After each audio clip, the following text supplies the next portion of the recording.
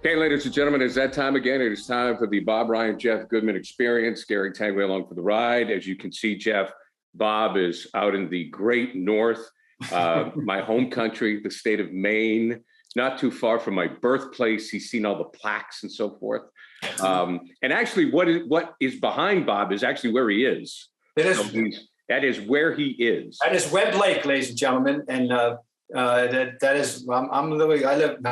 We stay next door, and we're here at the gracious home of Mr. Dan Smith, and that's our next door neighbor. And that's right. And here we are. But this is where we are. That is exactly what they look. Tough like. Tough life being Bob Ryan. I remember that lake as a kid, and the Smith family. Yes, one of the greats in the great state, great town of Mexico, Maine. I remember them well. Okay, guys, let's get to it. This whole thing with the Phoenix Suns and the owner, Robert Sarver, really has me going because, first of all, if people don't know, he was suspended for a year, fined $10 million, but basically being an asshole. Racial slurs, sexual innuendos, sexual, I don't know if legally you could say harassment yet, sexual remarks, just verbally abusive, just a terrible person. Bob, how does this guy get a team? After we went through with what we went through with the Clippers, how the hell does this guy get a team? We have to consider the whole process and who are the peers. All right. Now, in order to get into a sports league, an owner, a prospective owner or ownership group must be approved by the existing members. Right? That's the way they all work. Right. They get approved by the board of governors of whatever league we're talking about, be it baseball, basketball, football, hockey, football, or ML, whatever. Okay. However, exiting them doesn't work that way. They don't have a vote them off the island vote too often that I know of. Now we had Sterling, and the big thing that people are pointing out with the one difference in terms of the reaction is that they had Sterling audio. When you got audio or video, and here, well, to me that doesn't make a damn bit of difference. But that's what some people are saying. This guy. And the original story was written by Baxter Holmes, Boston Globe alumnus, for ESPN.com. He interviewed over 70 people. There is voluminous evidence of recurrent awful behavior on the part of this guy. And to all our common sense, you'd think that his peers would be embarrassed. Now, one of the theories, I'm throwing it out there, I don't know what's true or not true. One of the theories that people espouse, and help me here, guys, is that, well, these guys, they all got some, not all, but got some stuff in their own background that they don't need to have exposed if he comes back at them or whoever, someone defending him comes back at them. I don't know. Maybe there's some skeletons in some of their closets too. But they are reluctant to chastise someone. It was a rare thing. I remember it was Adam Silver, one of his first acts taking over from David Stern to kind of assert his authority. I think it was low-hanging fruit. Would you guys agree to go after Stern at that time? It was very low-hanging fruit, and he picked it off the tree and got rid of him. And plus, he also had a guy Balmer ready. I put one other thing out here. Was that the unspoken quota? One owner is going to get dumped by his peers. Was that the unspoken? There's so much. There's no formula here. There's no rule book. There's no guideline. They have to make it all up as they go along. But in this thing and age, to have this happen, it's just so disconcerting. I mean, this is ridiculous. I mean, Jeff, it's embarrassing. And I thought the NBA was one of the leagues that were forward in their thinking. Yeah, well, this is, again, the problem here is he got off light. To me, a year is nothing. And, oh, God, no. 10 million is nothing for him. 10 million is nothing to Robert Sarver. That's like, for Bob. You know what it is exactly? We're told 0.5% of his worth, of his net worth. Right. I mean, that's a joke. It's a joke. So, to me, again, if I was Adam Silver, I would have hit harder here. I wonder what the backlash will be among the players. But ultimately, Adam Silver's got a balance working for the owners, which is probably more important than anything, and keeping the players happy. Well, it is. I mean, the owners pay the bill. They keep the lights on. But yes, if I'm a player, I'm upset with this. Absolutely. It's just, I don't know. I guess I'm just. Well, keep in mind, too, guys, that he owns both teams. So we're talking about a team of women. as well. The Mercury, yes, WNBA. Signs paychecks for, which to me certainly is a very relevant factor in adjudicating this situation. Should be. You know, it's not just the Suns; it's the Sun. The Suns aren't the Suns of old that are irrelevant either. Like right now, they're a relevant NBA team that, yes, you know, again, like it'd be I'm not saying it'd be completely different, but it'd be a little bit different if they were kind of bottom feeder. Nobody would really care as much as I think you do when you have really talented players on your roster. No, they're a threat. So it's the immediate backlash. I mean, is pretty heavy, but will it move? You know, there hasn't been as much backlash as I thought there'd be. I thought there'd be more backlash of like how. I mean, I've seen some stories and whatnot, but to me, I felt like more NBA players would come out and kill Adam Silver in the NBA for this decision, and I haven't seen a lot of that. Right. No, you haven't. We haven't. So stay tuned on this. Again, I guess I'm just naive. I thought Sterling was the bad egg and he was gone and we wouldn't be faced with this anymore. But again, that's probably being very naive on my part. Okay, let's get to some positive stuff. Believe it or not, it is mid-September. Yeah. And before you know it, real basketball will be being played. They'll be throwing the ball up for real in 5 weeks. Yeah. So Jeff, let's start with you on this. Give us a nugget, something that you're excited to see for this season. I mean, I want to see Kawhi Leonard back. Like, I'm excited to see Kawhi Leonard back. I think we've forgotten about how good he is. A healthy Kawhi Leonard.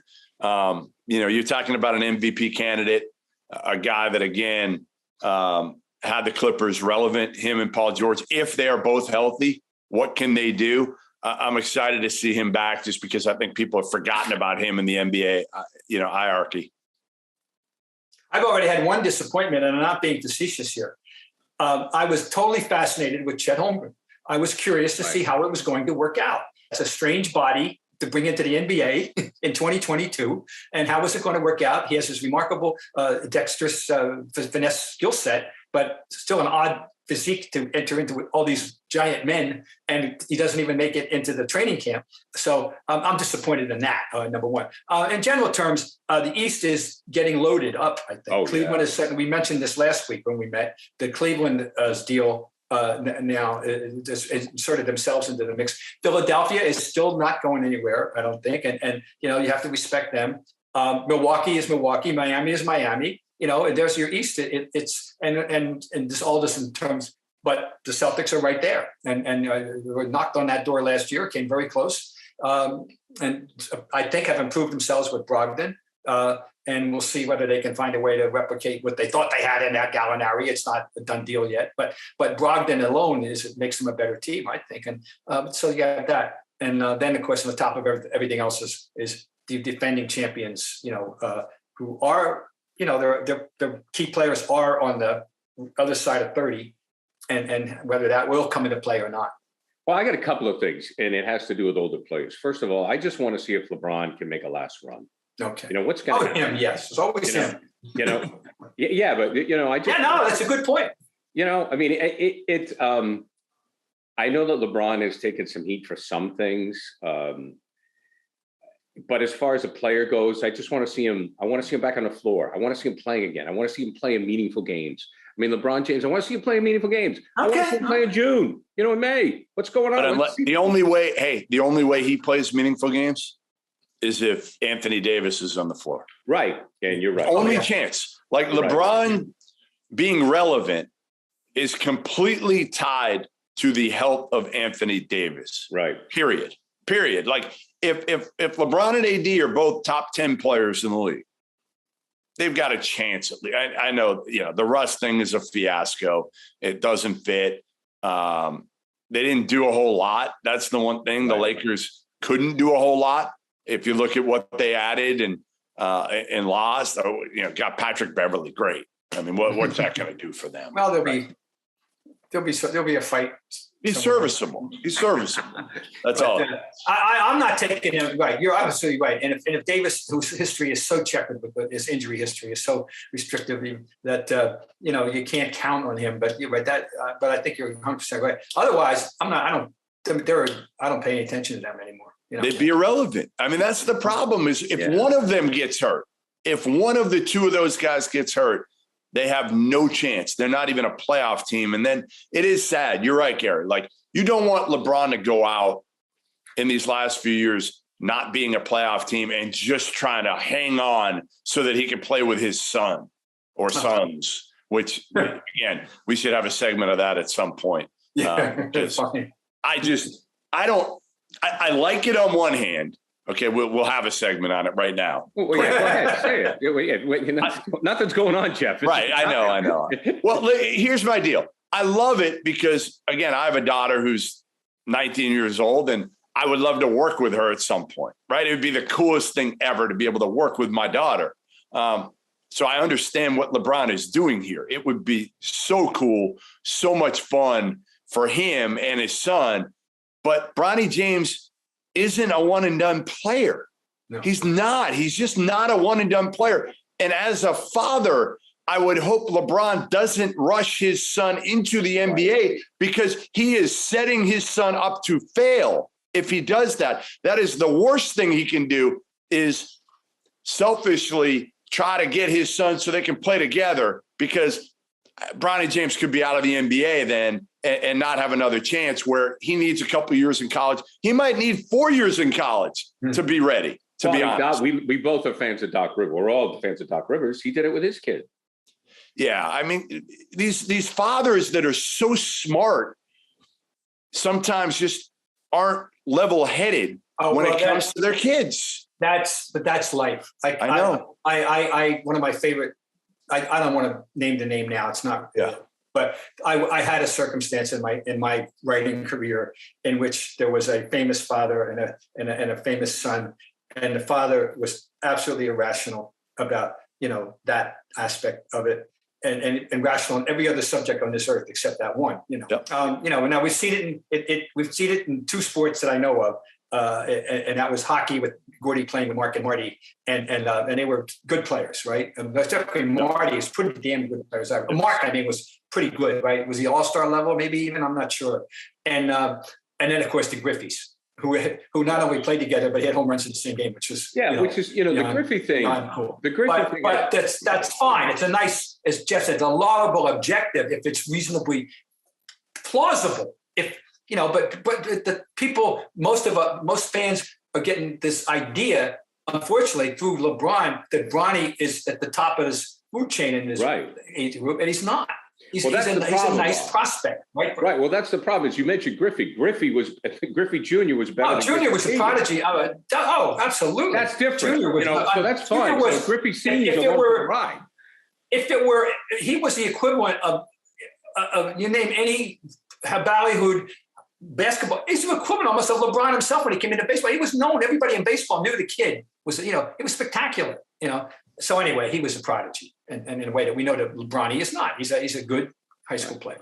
Right. No, you guys are right. It's gonna be interesting to see. But I hope that LeBron is not just remembered for that. But I think Bob's point is well taken. It's when it comes to being a parent, sometimes you lose all sense of perspective. But just a little, before we close the door on LeBron, I want to fully acknowledge that the year he had last year didn't get sufficient credit for how great he was at times last year. Right.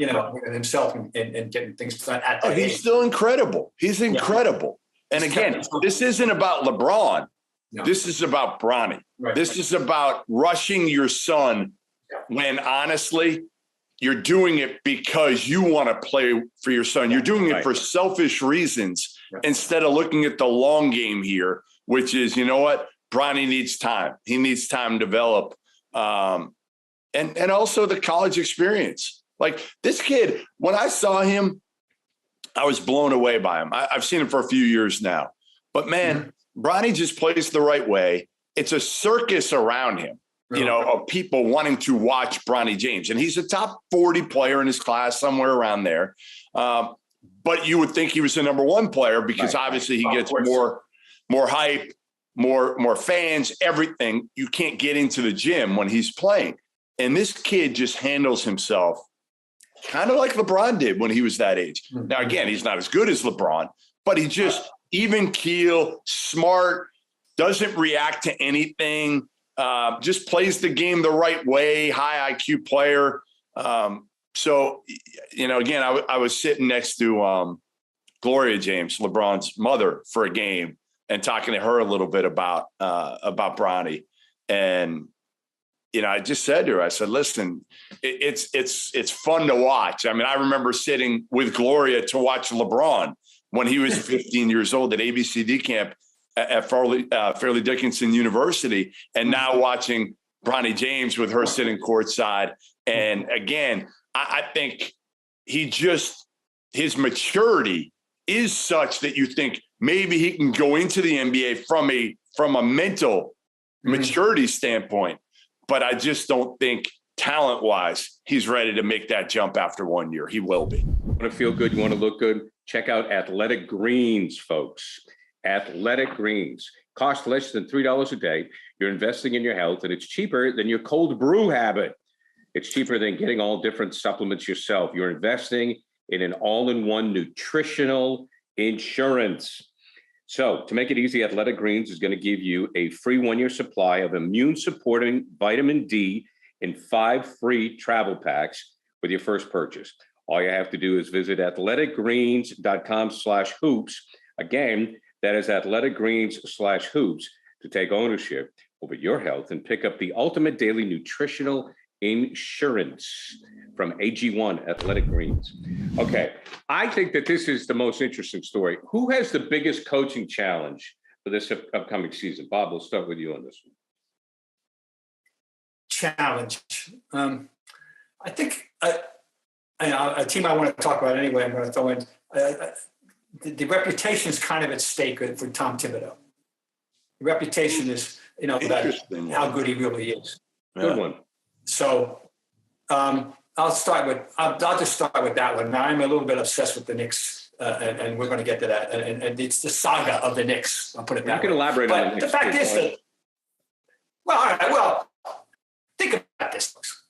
You have to be 40, at least 40 years old, probably, to remember when the Knicks were really relevant. That's how long the drought has been. They have won one playoff series in the 21st century. And the league is always better off when the Knicks are in the mix, because New York is a total polarizing situation for fans in any sport at any time. And I know I lived through, all the 70s when in the beginning, when the Knicks were the great team and won the 2 championships, and lived through it again, when they had the second run, the Ewing group, and they went to the finals in 95 and 94. Yeah. And, 5, whatever, one of those 2 years, when Houston beat them. And they had a chance. They could have won, should have won game 6. They had and of course, game 7 was the fiasco when Starks went 2 for 18, But anyway, the Knicks, and the big dialogue, by the way, as you both know, I'm sure, is the lamenting that they didn't get Donovan Mitchell. Everyone seemed to see there was some kind of foregone conclusion that they were going to Donovan Mitchell. And one more thing, I say, they made a significant move to improve the team by getting Jalen Brunson, a player I totally love, but I love him for what he is, not for what I think they are projecting him to be. If you know what I mean? They're treating this as if they just hit the ultimate jackpot, of a superstar player. And he's not. He's a wonderfully cerebral, laudable player. You want him on your team. I wanted them to back up here, for a couple of years. And the Knicks, through 4 years, I'm told, 100 plus at him.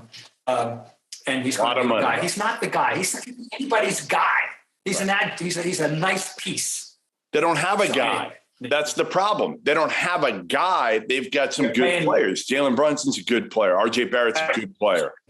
And remember when in the bubble, everybody thought Julius Randle was the guy. Well, he's a good player again. They've got 3 good players that are all probably in the 25 to 50 range when you're talking about the best players in the NBA. And now they could go to the playoffs again with this group, Like they could crack the playoffs, but they're not going anywhere. Mm.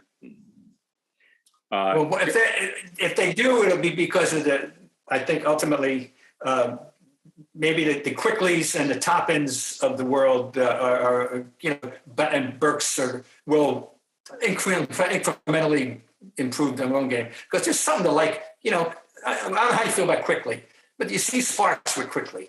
It's a good guy coming off the bench who can score. Yeah. All right, and then one more thing, of course, Derrick Rose is still hanging around. And now they play, but he's always hurt now, and he's 30, whatever now. And great backup though, Bob. Great backup. Yeah, still in the mix. So, but the point is, now we get to the coaching thing, which is what Gary got to start about. Yeah. Tips, I think people, he had a pretty big reputation, and I think he's got something at stake here. I think he's got to make something happen. There's only one answer to that question, Gary. There's only one answer, and that's Steve Nash. That is Steve Nash. I mean, the shit show that is going on in Brooklyn right now, and watching KD walk through that door, and you're Steve Nash, and you're the nicest guy on the planet, and he doesn't want you there. And you've also got to handle Ben Simmons and Kyrie. And you're like, every day, don't you go to work and you're like, what the hell am I doing this for? My God. I don't need the money. I don't need this shit. Yeah. Like, why am I doing this? At some point, isn't Steve Nash going to wake up and go in to Sean Marks and say, just fire me. Just fire me, please. If they make the playoffs, even if it's the play-in game again, he should be coach of the year. I mean, seriously, it is. You don't know what you're going to get out of Simmons. You don't know what you're going to get out of Kyrie, if anything. And you do know what you're going to get out of Durant if he chooses to play for you. If he chooses to play. So, but you're right. You're right. Steve Nash, it's not good. Not good at all. All right, guys, we're going to wrap it up here. With the Celtics, do we see the Celtics regress? Jeff, I'll start with you. I mean, listen, if you're asking me, are they the only way they move forward is if they win the whole thing. And obviously they can stay the same and go to the finals and lose. Or do they take a step back? I say yes. If you're going to ask me which of those three I would bet my house on, I would bet my house that they take a step back, even though I think they've gotten better in terms of their personnel. But, again, other teams have gotten better too. You need luck, all of that. I think they're one of like a half dozen teams that has a shot. And I think, as Bob said, the East has gotten a lot better. We'll see. I mean, they could win it all. They could get to the finals, lose again, or they could lose in the Eastern Conference, second round, and it wouldn't shock me. They're not that good. They're good. They got a lot better. But we still only saw this for how many games, guys? How many games have they done this for? Half a season. Well, pick a date in the middle of January that something happened. I still like to know. Something happened. Somebody said something. Something happened. Because the difference in the dialogue that we were having in the months of November, December, and the first half of January, and the dialogue we were having in April and May is startlingly different and much more positive. But we saw things happen. We saw Smart. I'll go back to it again. If you had told me that I would ever see him on a game when he would be 2 for 13 with 13 assists, I wouldn't believe it. It happened. And, he did basically turn himself into a recognizable point guard. Didn't think he could do it. I said categorically I didn't think he could ever do it. And he acted as a point guard. You're right. It could go either way. But the least we can say is they're going to be worth watching. I mean, there's no doubt. There's so many good components. This is the way I look at it. I hope you may have to hose me down about having Brogdon, okay? Because I'm hopelessly biased in favor of Brogdon. Oh, love it. I can't believe that. Well, here's the reality: is they could be better and not get to the finals. Right. Oh, that's what I always a sports phenomenon. Yeah, I mean, people think it's an automatic. People think it's automatic that they're going to go back. But they could be better. That's the thing. Like if they go to the Eastern, if they go to the Eastern Conference Finals and lose but play well, To me, that's progress because last year was a little weird. Here's an exhibit A of what you're saying, guys. The Atlanta Hawks. 2 years ago, the future looked one thing, and it didn't materialize last year. And I mean, just an example of how it can go. There was great optimism. Now, here's another one we'll watch in the other conference, a team that we all like, I think, very much. Well, let's see what happens now, and that's Memphis. Yeah. Right? Right. Memphis. The Knicks. They're on that verge. The next 2 years ago, they were 41 and 41. People just think it's automatic. They just think because, again, you got there last year and you added Brogdon, you're going to get back automatically. And that is not necessarily going to happen. Now, No, again, it's not. I think the odds are as an exit throwaway, guys, did you note that two of our alums have taken the fatherland to the semifinals of Eurobasket? Dennis Schroeder and Daniel Tice have led Germany past Greece into the Eurobasket semifinals. That's just alumni division. I just thought I'd put it out there. And that's a great note to end on, gentlemen. Thank you very much. We are going to give Dan Smith producing credit for this. Bob, enjoy Weld. It's awesome up there. Jeff, we'll see you soon. Thanks for doing the show, guys. We'll talk to you next week.